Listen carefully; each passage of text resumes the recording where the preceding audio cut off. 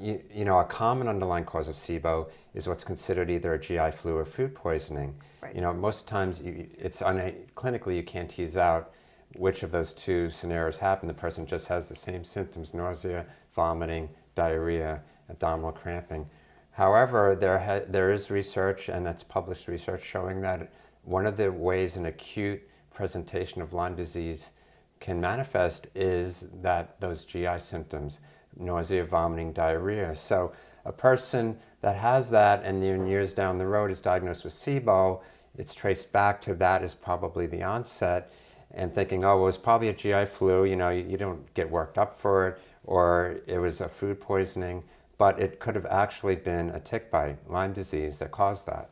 And it was written off as it was just a GI flu. Sure. So Borrelia, so in acute presentation, Borrelia can cause those symptoms that may lead down the road to SIBO. SIBO. Secondly... Okay, wait, let me just ask you Okay. this real quick. So, therefore, the lining in the cells of Cajal, right, those cells of Cajal lining and all those little antibodies that get confused, Right. that can come from that acute presentation as well and mimic post-infectious IBS? Is that what you're saying?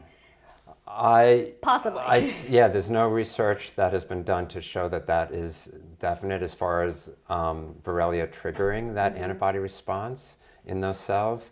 However, we know that Borrelia does live in the intestinal lining cells. There is a research that was published a few years ago in a pediatric medical journal.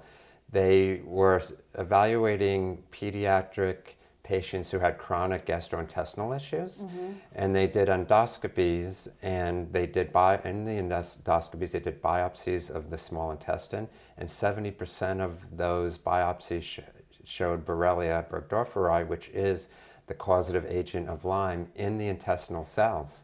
So it lives in there. We also know that Borrelia has an affinity for nervous system tissue. That's why there's a lot of neurological symptoms in Lyme. But as we know, and your listeners know very well, that the GI system has a lot of nervous system tissue in it. So it's felt that Borrelia has an impact on the migratory motor complex and definitely has a profound impact on motility. It can either make motility hyperactive or hypoactive, constipation or diarrhea.